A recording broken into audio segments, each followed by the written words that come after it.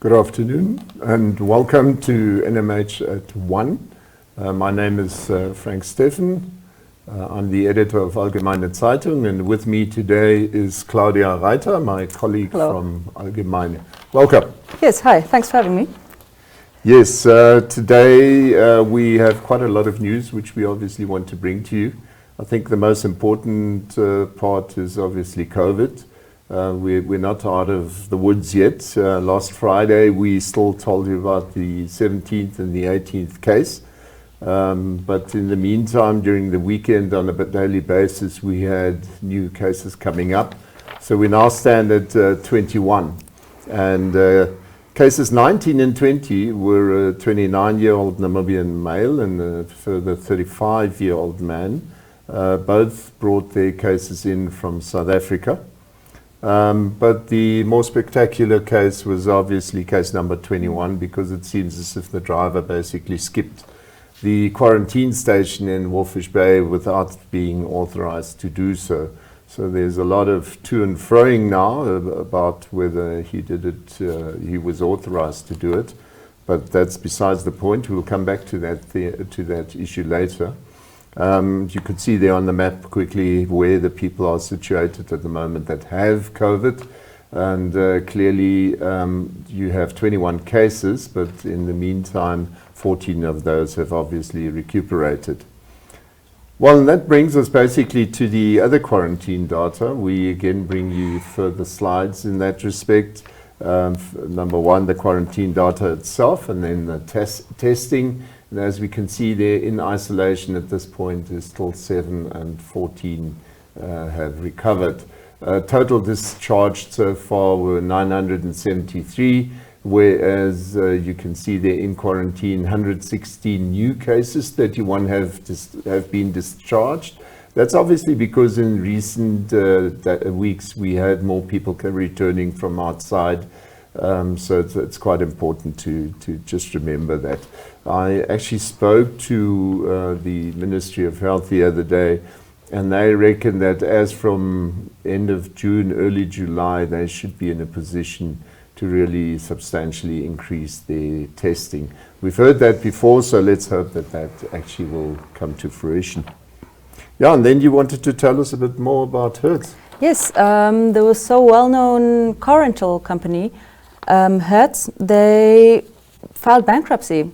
Although we did speak to them today and with the local outlet, and the Namibian branches is basically just a franchise. So what they are saying, it's most likely to continue renting out cars and going out for normal for now. Yes. Typically they were, if I remember correctly, they were a joint venture with Budget. So I'm quite sure, as with most such cases, it doesn't mean that automatically everything is going bankrupt.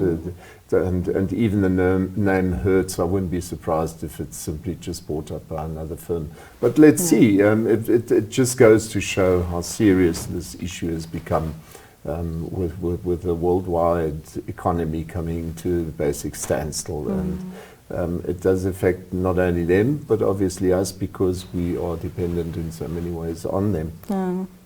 Yeah, and then we've got the National Theatre of Namibia. They've actually put out a note and asking for people to register their productions and artistic works which they would like to produce in the season 2021 and 2022. So this is an early call for next year to do your planning now already and make sure that you're on their list, because obviously this year, I suppose there won't be much going on, seeing that these sort of gatherings are not allowed, and I suppose most of these things have been cancelled. But then obviously in the next year, we hopefully have double the pleasure. And that brings us to our videos just now for just a small break. See you now.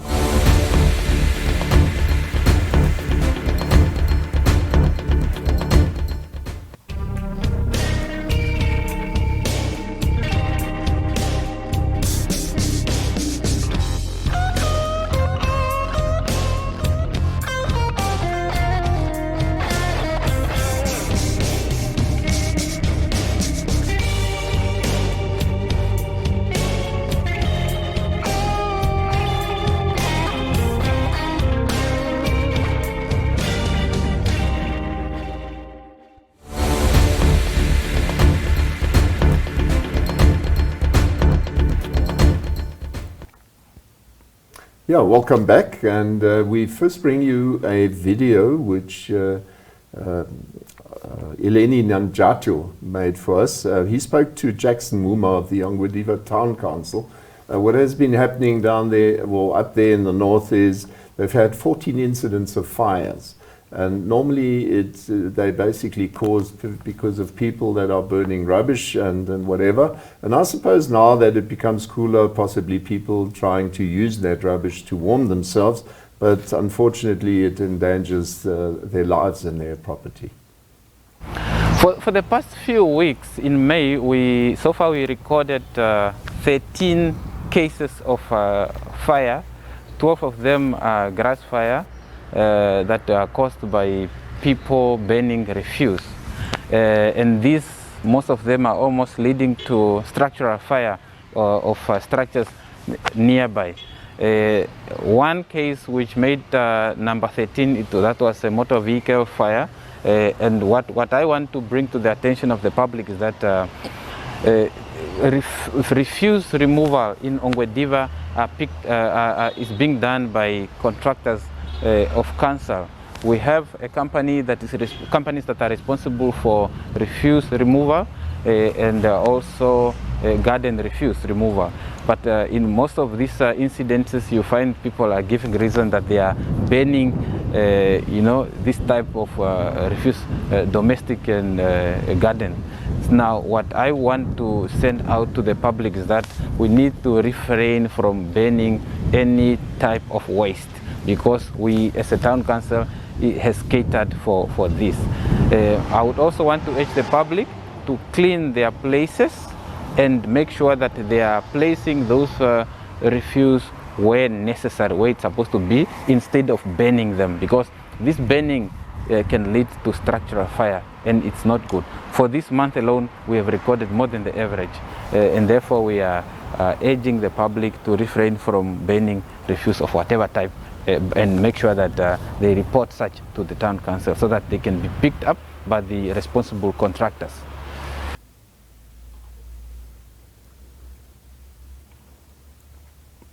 Right, this was up from the north, so please be aware and make sure that you don't start unnecessary fires.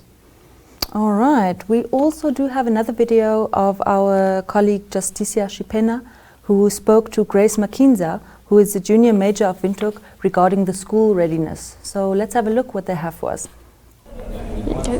Good morning, Namibia. So this is your junior mayor of the city of Windhoek, Grace Makinza. So in this discussion, we had a thorough look at, are we ready for school? Are we all equipped? What are we going to do when we walk in and we have to high-five our friends, or break time? Are we going to share meals? And given all of those situations, I thought of something different. How about if our teachers, since some of us share teachers, for example, our physics teacher teaches 210 kids, that means that we'll have to go then after school. So we have to divide during the day our sessions and plan it out as such.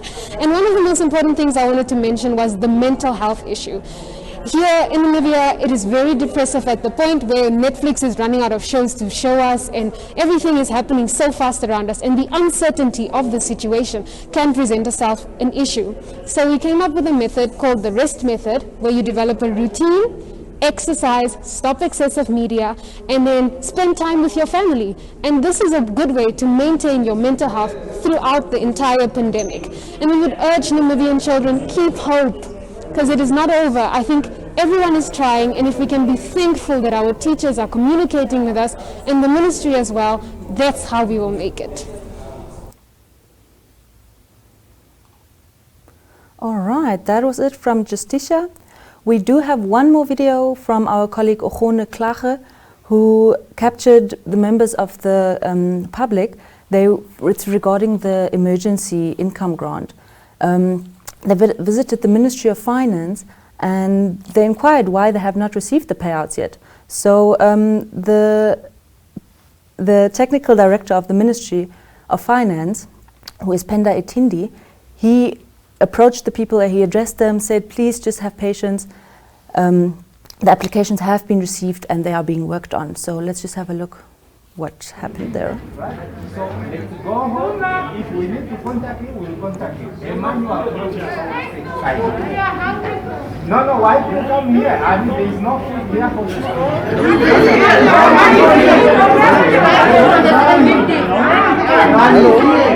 We verify. The money is here.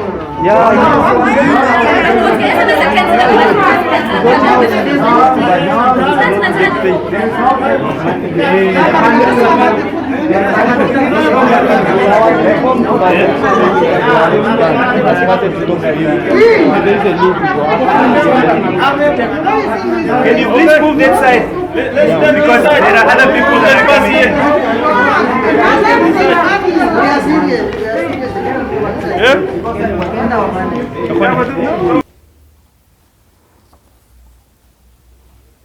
Yeah, sad to see. Once again, social distancing starts losing out the moment that serious issues become the main talking point.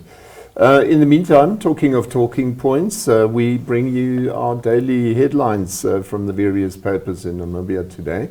So first and foremost, obviously the Namibia Media Holdings papers. There you see the headlines, Allgemeine Zeitung. Yeah, this is obviously our German newspaper. We spoke a bit about the SACU rebates. The government has tasked the Namibia Trade Forum to find out who would like to apply for products that need exemption for the foreseeable future.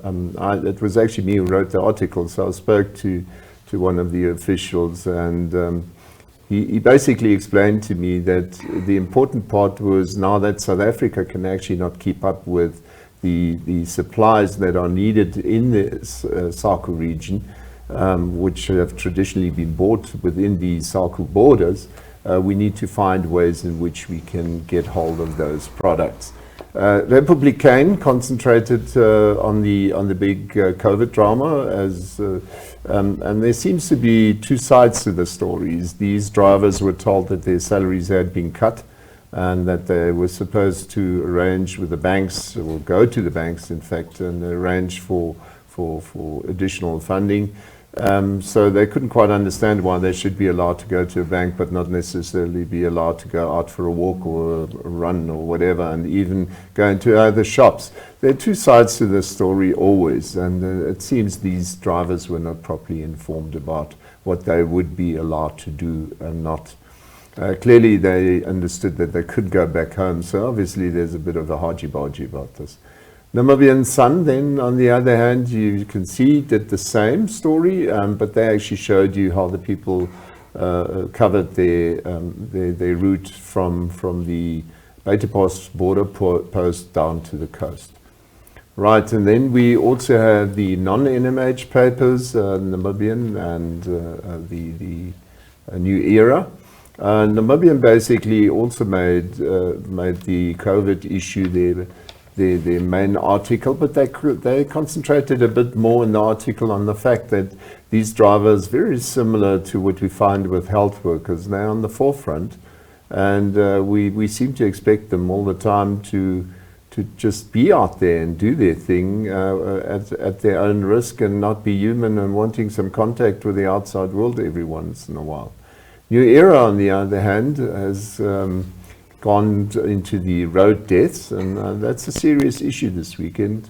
Quite a number of serious accidents, people who died, got horribly injured. I seem to remember that there was one bakkie up in the north that started going past another car as a car from the back tried to overtake more than one vehicle. And don't we all know it in Namibia, that's a sad state of affairs. When you're on the road, invariably you find that somebody is trying to overtake more than just one car. You see these, unfortunately, more than often black luxury vehicles, which seem to take easy way and simply dash past at least 4 or 5 vehicles, if not even more sometimes, endangering other people's lives. Yeah, and then we've got the inside pages. Claudia, you wanted to talk a bit about that? Yes. In the Republican, it's regarding the safari hotel, the hospitality industry. Philip Ellis, who's the CEO of the safari hotel, is saying that although they are one of the biggest companies or hotel companies in Namibia, they are still suffering. It's not as if it's only the small businesses that are getting the hit. Yeah, just a correction quickly there. Sorry. Philip Ellis is actually the chairman of their board. But be it as may, he quite rightly said that people should not see that as a single occurrence. It seems to me more and more hotels will go that route. I actually picked up this morning that Hilton Hotel is seriously looking at decreasing their strength yeah, people don't have a choice. We've been saying this almost on a daily basis on the show, that people need to understand that the hospitality industry is in serious trouble, and it's one thing to bring out rules and say you need to pay the people. The question is where to take that money if you haven't got income. So this is serious stuff. And yeah, we then, on the other hand, we've also got President Geingob, who's spoken a bit about the fact that Africans on Africa Day had every reason to be proud and reason to celebrate this occasion. He was thinking of the tendency these days to have regular elections, the fact that you've got peaceful transfer of power, and so on. So yeah, that's what the president told us during the weekend. And then the Namibian has got an interesting take. I suppose it was to be expected. In the case of Fishrot, Ricardo Gustavo, who's one of the accused, he was one of the employees accused. He says no ways he is certainly innocent, whereas there are other people who maintain he's not. He's been on the take, similar to the rest of the 6 Fishrot accused. So yeah, those were the papers. Unfortunately, we do not have an interview today. As from tomorrow, we should have one again. Today we had a last-minute cancellation. Sad, but well, that's how hard it is sometimes. So with that, we come to the end of today's show. I wish you have a nice day still. Thank you, Claudia, for joining me. It's her first time, so you can imagine she wasn't exactly at ease, but you did well. Thank you very much for joining me. Thanks. And we hopefully will still be able to give you some insight into the weather for tomorrow. Bye. Bye.